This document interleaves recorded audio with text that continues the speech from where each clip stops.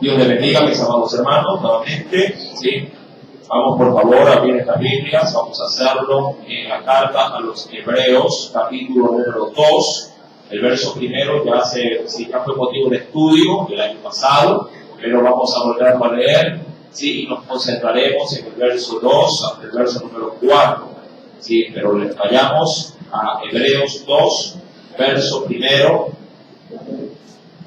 Vamos a meditar en la Escritura, carta a los Hebreos, capítulo número 2.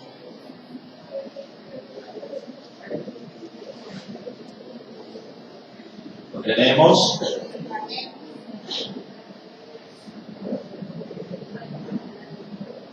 Y leemos la palabra del Señor, ¿sí? En el nombre del Padre, del Hijo y del Espíritu Santo.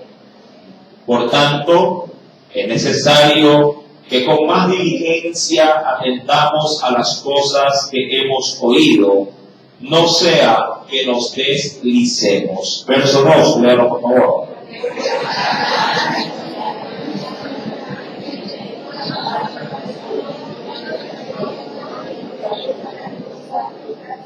¿Cómo escaparemos nosotros si descuidamos una salvación tan grande, la cual, habiendo sido anunciada primeramente por el Señor, nos fue confirmada por los que oyeron? Todos el verso 4. Testificando Dios juntamente con ellos, con señales y prodigios, y diversos milagros y repartimientos del Espíritu Santo, según su voluntad. Amén. Hasta ahí la lectura. Inclinemos nuestro rostro y pongamos esta meditación en las manos del Señor. Padre Celestial, en esta preciosa mañana, Padre, nos encomendamos a tu presencia para que sea usted, Padre, ministrando nuestras vidas. Ayúdanos, oh Dios, a poder mantener no solamente nuestra atención al mensaje, sino también nuestra disposición para ponerla por obra. Señor, ministra también a cada uno de tus niños, que también, Señor amado, se encuentran en sus respectivas aulas para recibir de usted, Señor amado, su bendición. Haz extensiva esta misericordia en la iglesia, en la flor de Bastión, y en todo lugar donde se proclame este santo y bendito evangelio. Y Dios, ministranos pues, y mientras, Padre, tú nos estés otorgando esta gracia, que de nuestros labios también pueda fluir, mi Señor, en agradecimiento, una palabra de alabanza y de gloria y de honra para usted. Y Dios, te lo imploro, pues, en el nombre de Cristo Jesús, y te doy gracias. Amén y amén. Bien, Hebreos, capítulo número 2, recuerden decir simplemente a manera de recordatorio, el verso número primero nos dice: por tanto es necesario que con más diligencia atendamos a las cosas que hemos oído, no sea que nos deslicemos. Este texto, como fue ya meditado, simplemente hace atención a que el pueblo de Dios debe mantener un sumo cuidado en no estar propenso a caer. Este término deslizarse o resbalarse implica de que cualquiera que no esté viendo por dónde camina, bien podría tropezar y caer. En la vida cristiana, por muchos años que uno pueda tener, siempre debe de mantenerse al margen de las cosas que le puedan hacer daño. No tenemos seguridad simplemente por esa estabilidad de años en el cristianismo. Siempre debemos de estar atentos porque cualquier cosa, aun cuando tengamos muchos años, bien puede todo venirse abajo.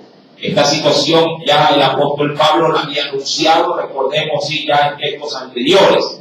Sin embargo, cuando vamos al verso 2, que es el texto que nos compete en esta mañana, se nos hace saber aquel respaldo justamente de esta atención que se nos dice en el verso primero. Es decir, se nos da argumentos sólidos del por qué debemos estar atentos a no caer nuevamente en tentación, o no se diga en pecado. Dice la Biblia: porque si la palabra dicha por medio de los ángeles fue firme, es decir, la proclamación que Dios permitió a esos seres celestiales que de alguna manera fueron, sí, en este caso, fueron sus misioneros a la tierra para llevar, una palabra, para llevar una alerta, para llevar una advertencia. No ha variado, siempre se mantuvo estable en su palabra, es decir, en el cumplimiento de ella.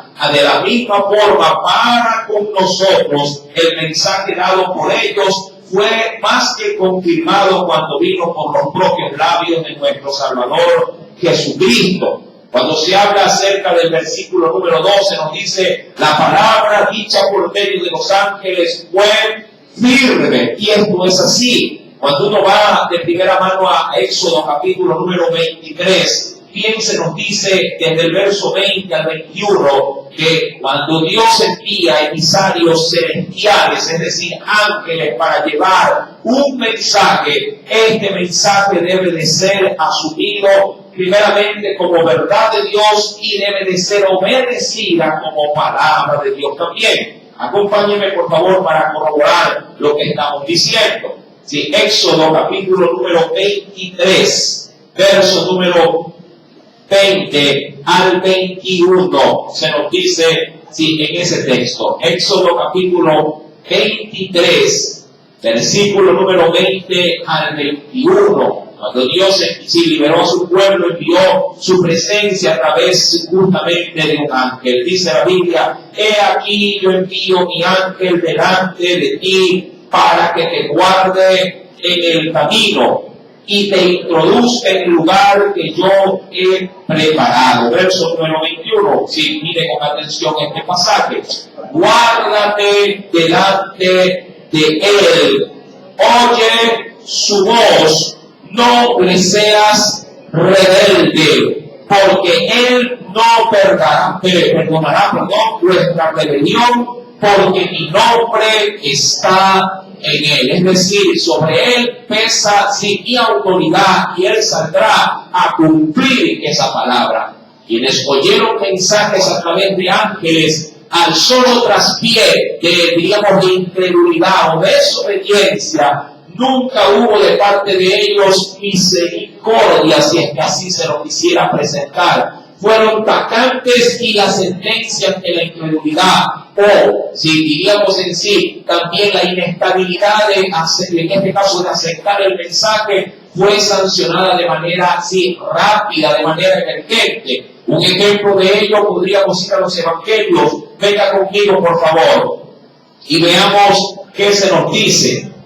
En el evangelio según San Lucas, tengamos presente este acontecimiento. En el evangelio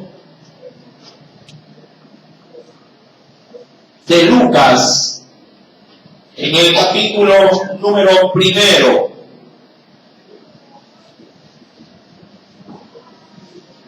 Lucas capítulo número 1, ¿lo tienen? Versículo 8 en adelante. Leemos simplemente esta referencia. Dice la Escritura, Lucas 1, verso 8 en adelante. Aconteció que ejerciendo Zacarías el sacerdocio delante de Dios, según el orden de su clase, verso 9, conforme a la costumbre del sacerdocio, le tocó en suerte ofrecer el incienso entrando en el santuario del Señor.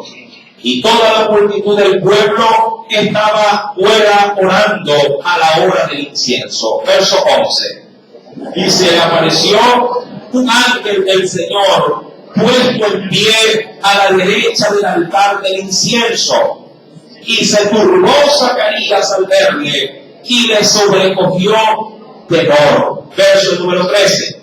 Pero el ángel le dijo, Zacarías, no temas, porque tu oración ha sido oída y tu mujer Elizabeth te dará a luz un hijo y llamará su nombre Juan. Verso número 14. Y tendrás gozo y alegría y muchos se regocijarán de su nacimiento, porque será grande delante de Dios. No beberá vino ni sidra, y será lleno del Espíritu Santo, aún desde el vientre de su padre, y hará que muchos de los hijos de Israel se conviertan al Señor Dios de ellos. Verso número 17, léalo por favor.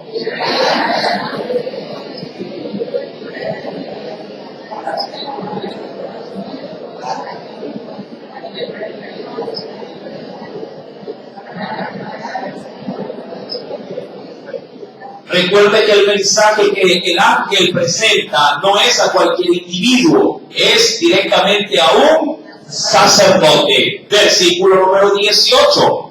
Dijo Zacarías al ángel: ¿en qué conoceré esto? Porque yo soy viejo y mi mujer es de edad avanzada. Es decir, biológicamente ni él ni ella, ni yo ni ella, estamos ya como para poder tener hijos. Verso número 19. Respondió el ángel, y le dijo: yo soy Gabriel, que estoy delante de Dios. Es decir, yo soy un mensajero que viene de parte de Dios, y he sido enviado ¿a qué? A hablarte y darte estas buenas nuevas. Verso número 20, mira. Y ahora, ¿qué dice el ángel de Zacarías?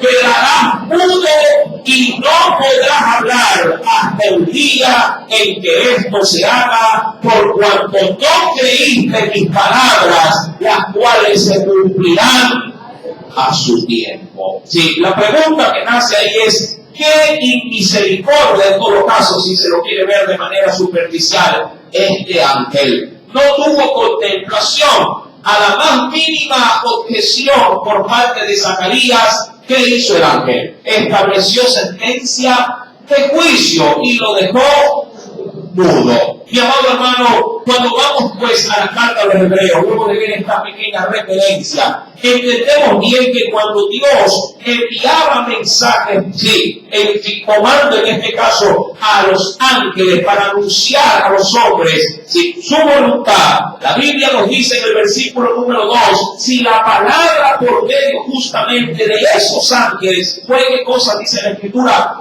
Fue firme, fue estable, fue inamovible, y toda transgresión y desobediencia también, que fue, mi amado hermano, también fue, dice la Escritura, recibió justa retribución. Esto es, diríamos, una síntesis de todo lo que Dios había venido haciendo, no solamente con ángeles, sino también con la generación que desobedeció por su incredulidad.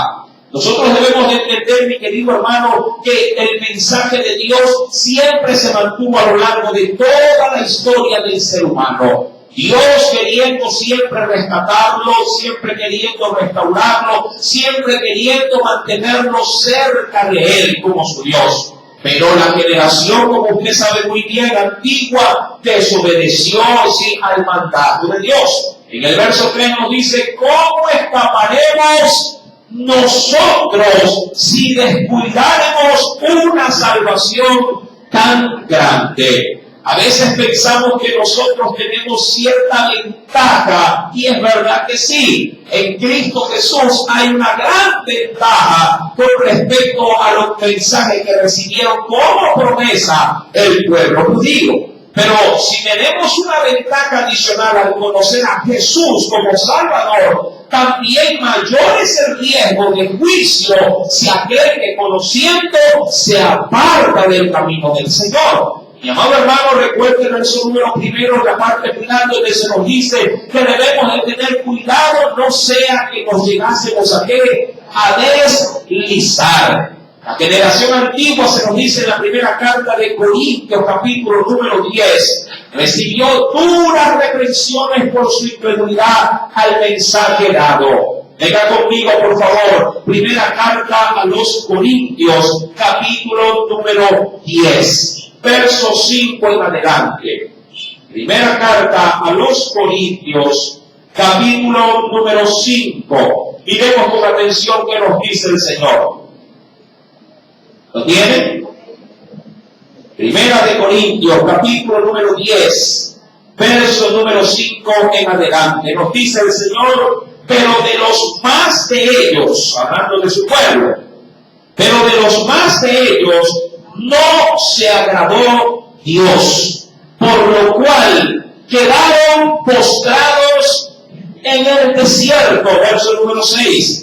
Mas estas cosas sucedieron como ejemplo para quienes, para que, dice aquí, para que no codiciemos cosas malas como ellos codiciaron. Y sigue la lista de los ejemplos. Ni seáis idólatras como algunos de ellos, según está escrito, se sentó el pueblo a comer y a beber y se levantó a jugar. Verso número 8, ¿podría leerlo?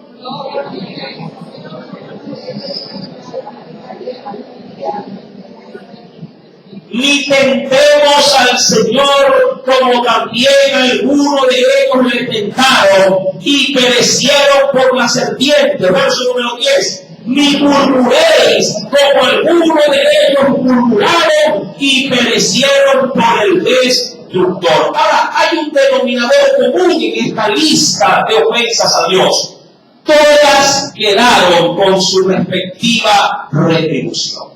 Todo pecado fue castigado. ¿Sí? Mi amado hermano, Dios ante el pecado no tiene contemplaciones. Amén. Podrá tenerlas ante el pecador, pero ante el pecado Dios no tiene contemplación alguna. Pecado que el pueblo cometía, pecado que el Señor sancionaba. Mire con detenimiento, por favor, si viene desde el versículo número 8, dice que los que fornicaron en un día, ¿cuántos cayeron? 23,000.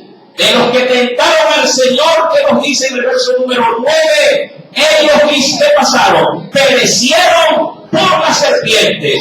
Verso 10, para los que murmuraron, perecieron también por el ángel destructor, mi amado hermano. Y todo esto, ¿qué tiene de alguna forma que enseñarnos a nosotros? En el verso siguiente, es decir, en el verso 11 de la misma carta de Corintios, capítulo 10, se nos dice: y estas cosas les acontecieron como ejemplo. Yo no sé si usted toma este tipo de prácticas en el hogar a la hora de querer dar una enseñanza a sus hijos. Yo no sé si usted, cuando de pronto si su hijo algo equivocado quiere hacer o ha cometido, usted puede llegar a tomar referencias hasta de la familia o del propio barrio, diciéndole: ya no te acuerdas lo que le pasó a fulano de tal que hizo algo o quiere hacer algo como lo que tú me estás diciendo que quieres hacer. Ya te has olvidado de qué manera tal si le aconteció a tal o a cual persona.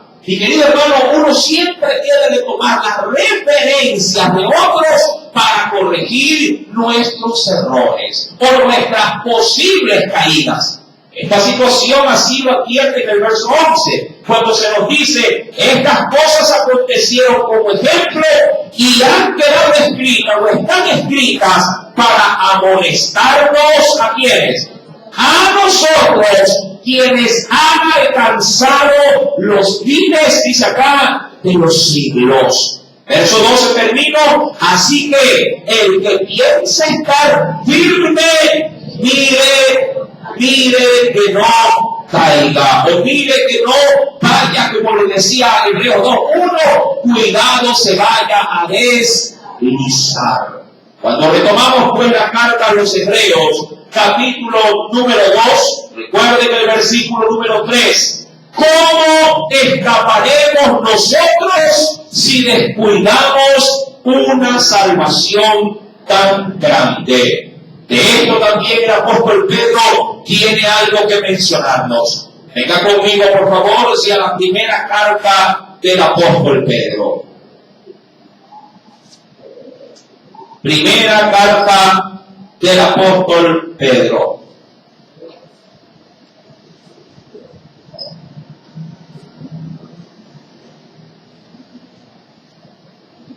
¿Lo tiene? En el capítulo número 4, mira lo que nos dice el Señor. Versículo número 18. Primera de Pedro, capítulo 4, verso número 18. 18. Leamos desde el 17, ¿sí? Para llegar al 18 y entender de manera complementaria ese texto. Dice, porque es tiempo que el juicio comience ¿en dónde? ¿Y con quiénes? Comience por la casa de Dios. Y si primero comienza por nosotros, ¿cuál será el fin de aquellos que no obedecen al Evangelio de Dios? Verso 18, y dice, y si el justo, haciendo notorio, mi amado hermano, la fragilidad en la que nos podríamos encontrar si estamos de alguna manera viviendo una vida así, una vida farsante dentro del cristianismo, y si el justo con dificultad se salva, ¿en dónde aparecerá el impío y el pecador? Mi amado, esta declaración, sí, a más de uno debería de ponerlo, como dice mi querido hermano, sí, a pisar el suelo, pero como se está pisando cáscaras de huevo. Se pueden quebrar con cualquier movimiento brusco. Mi amado hermano, la vida cristiana, como también lo decía el apóstol Pablo, hay que cuidarla con temor y con temblor. Esta salvación debe de ser apreciada. Esta salvación debe de ser cuidada, debe de ser protegida, debe de ser, mi amado hermano, valorada. Muchos cristianos no valoran la salvación. Piensan que han hecho un negocio con Dios al aceptar a Cristo y Dios tiene que garantizarles a ellos vida eterna. Eso no debe ser así. La salvación, mi amado hermano, no es un negocio. La salvación es un acto de misericordia y de gracia que el hombre debe de valorarlo como la perla más suprema del universo.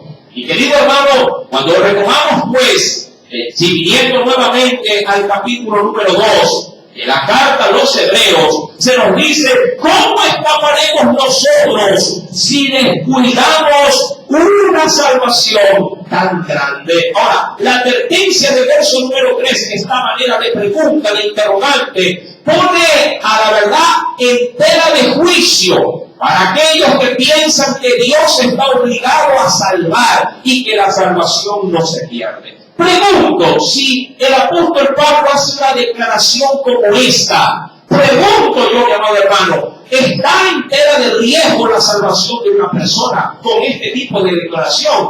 Claro que sí.